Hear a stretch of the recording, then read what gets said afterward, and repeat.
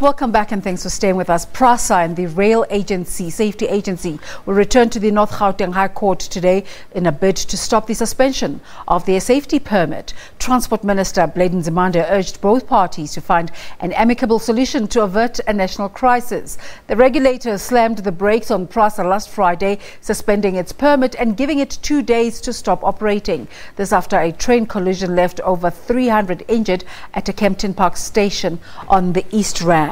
The Transport Ministry confirmed that an out-of-court agreement had been reached, and we'll continue to follow that story. But on other rail-related stories, the torching of trains in the Western Cape by unknown persons continues. On Monday, hours before the board of PRASA, headed by Khanyisile Kweyama, was to appear before Parliament's Portfolio Committee on Transport, trains at Cape Town Central Station were set alight.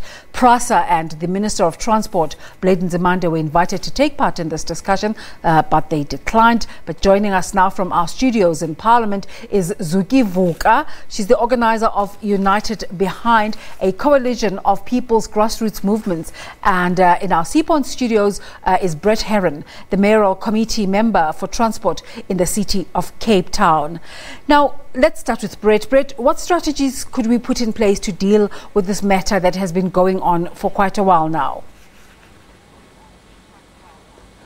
Yeah, I mean, we've lost a number of train sets and carriages, and our network is operating at a fraction of what we require. So I've been calling on the Minister and the Department of Transport to respond in a manner that is appropriate to the scale and urgency of the crisis we're facing. And what we need to do is to rebuild the capacity of the Western Cape region rail service. So that means we need to get back to at least 88 train sets. And that involves rehabilitating and repairing the damaged carriages and trains that are inoperable at the moment, and then creating an environment that is safe for the commuters and an environment that doesn't allow for the continued destruction of the rail system. So I think that we need from the National Minister and the National Department of Transport an urgent response and additional financial resources to get those trains back on tracks, and to create a safe environment for passengers and to protect the infrastructure. Zukie, let's bring you in now. What is your organization doing in this conversation? So what we're doing at this moment is that we are speaking to commuters because, you know, the spanning of trains is affecting them directly. So we've been speaking to commuters, but now the challenge that we're speaking to them about, they should make sure that they stay in the same, you know, because people are being thrown off trains, people are being robbed. So they should remain in groups, and also they should report any activities which might be vandalizing, or activities, people starting to burn trains or starting to burn chairs. We've been speaking to commuters. But the challenge that we have is that in all these trains, there's no reporting mechanism. There's no, you know, like a number that's plugged, or maybe inside the train or in the stations, that says, you know, commuters needs to report once they see someone starting a fire or something like that. So that's the only challenge. But we've been speaking to our commuters and encouraging them to come forward with any information that they might have. Just based on what you're saying, you're obviously speaking to law-abiding citizens who are not necessarily interested in damaging public property. But have you been able to get a sense of the other side and why they're doing this? Look, at this moment, we don't really know who is burning the trains, right? But we know for sure that it is not commuters who are frustrated. This is not some type of a protest. We believe that, as we have said before, this is an intention to destabilize PRASA and cause chaos, to stop corruption from being exposed. We believe that this is a criminal syndicate. This is a well thought of, and you know, it's something that PRASA itself needs to look at. And what we've said is, we've written to the Minister of Transport to say we would like him to declare this crisis as a national disaster, so that it unlocks funds.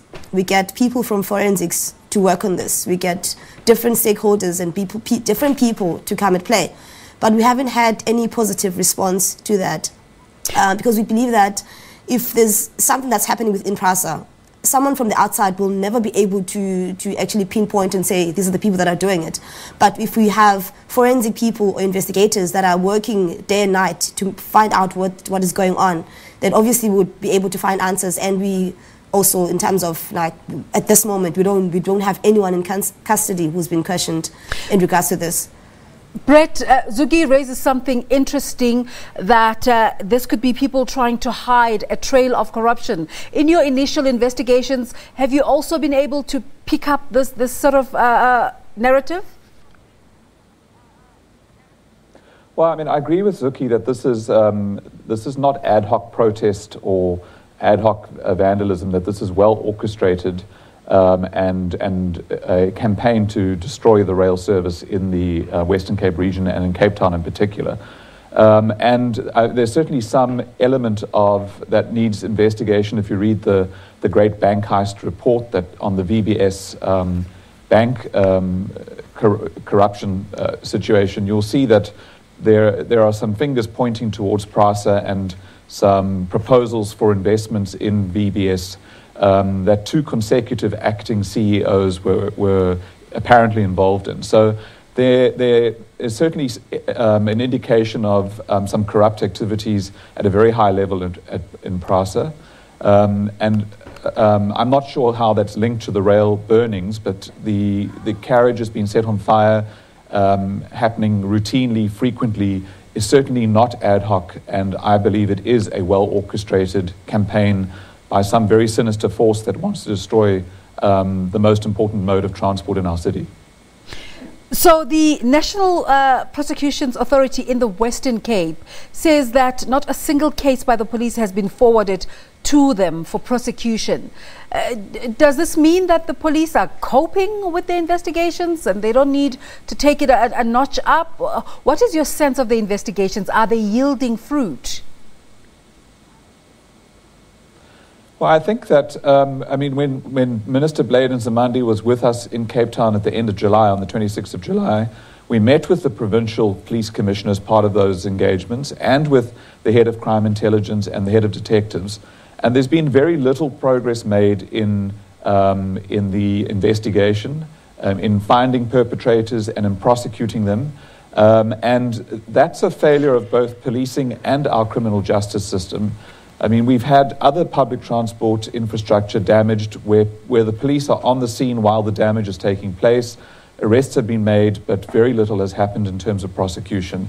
The Minister did raise with the Provincial Commissioner his concern around lack of crime intelligence, and I really am appealing to the Minister to talk to his colleague, Minister of Police, to get policing services back on track and to get behind what is happening on the ground here.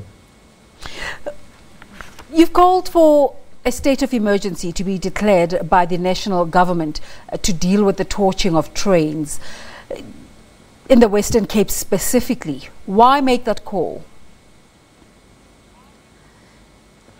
Let me say that, I mean, I've asked the Minister to respond with a sense of urgency, and I have used the word state of emergency or declare it a disaster. Yeah. But I'm less concerned with how what the status of the situation is declared. So I'm not so concerned whether it's declared an emergency or a disaster. What I'm asking really for is an appropriate response to the crisis we're facing, where Metro Rail in the Western Cape region will collapse completely.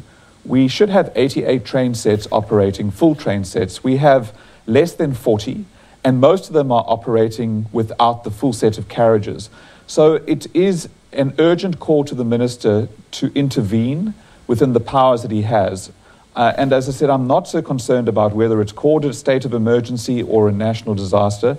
I'm asking for an urgent response from the National Minister and the National Department of Transport, and that is to recapacitate the rail service. That means we need extra funding in the region to repair the trains that have been damaged, and we need a safe environment, which means we probably need extra security on the rail system so that the trains that are rehabilitated and put back into service are not destroyed.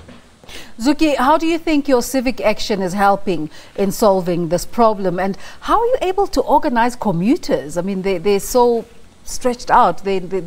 How do you bring them into one place? So we go to trains, each and every day. We established action committees in different areas in Cape Town. The reason for that is because, as I said before, we would like people to work in groups, because in the stations there's no visible security, and there's no visible security even outside the stations, because in Cape Town, just in Cape Town, more than 80% of security guards there from PRASA, they don't have, they're not licensed to be there. They don't register with Siri. They don't have, they've got criminal records, and they don't have license to have any firearms. So you can imagine a station, if you see a security guard that, they can't even protect you. And if you ask them, they will tell you that I'm not here to protect you as a commuter. I'm here to protect the infrastructure. I'm here to make sure that the trains are fine. So that's a problem on its own. So we have, as Unite Behind, we've taken it upon ourselves to encourage commuters to work together and to, form WhatsApp groups and speak among each other to, speak about different, when there's a train delay, there's a train cancellation that's happening in Northern Line or Central Line. They're able to speak to each other to say, there's a problem at the station, you might not get a train at this time, look for an alternative transport and so forth. Another way that we've tried to actually work or help commuters is to, through popular education, as Brett was saying earlier, rail is very important. And without rail in the entire South Africa, we would be nothing. Because trains, they carry a load of people which can't be compared to anything else besides like a plane. So, we've been speaking to commuters, making them understand the importance of having a train. Brett, give us a sense as we close the conversation as to what the economic impact on the Western Cape economy has been because of the burning of trains.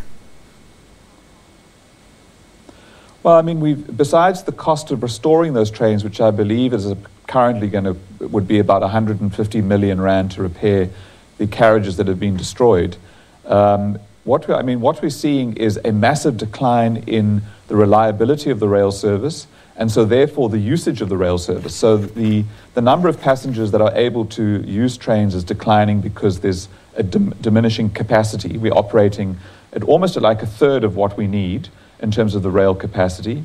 People have also abandoned the rail service because it's unreliable and they're not sure that they can get to where they need to be on time. And so those people have moved on to the road network. And we've had 2 independent studies done unsolicited. We didn't ask for them, but they indicate that the impact of the increased congestion on the city of Cape Town's economy lies between 2.8 billion and 3.8 billion rand a year. So that's a massive impact on our economy at a time when we need to be growing our economy and creating jobs. But my really big concern is the impact on commuters. The commuters who have no choice but to use Metro Rail and are forced to travel on top of the trains, hanging out of the windows in the most appalling conditions, never certain whether they're going to get to their destination at all or on time, and the length of time that they are traveling in those trains because the trains break down, they stop halfway between stations, there's poor connections when they get to a station where they need to change to another train set. I was on a train at the end of last year to test for myself the deterioration, and I stood next to a man whose travel time was 6 hours long in the morning to get from Khanyisile to Simonstown. And that is not an acceptable way to live in a democratic South Africa. Thank you so much for making the time this morning. Brett Herron, the Mayoral Committee member for Transport in the City of Cape Town, is in our Sea Point studio talking about the impact on the economy. And Zukie Vuka, organizer for #United Behind, a coalition of people's grassroots movements, is in our parliamentary studio talking about the impact on commuters because of the torching of train carriages. Let's take a break. We'll be back at the top of the hour.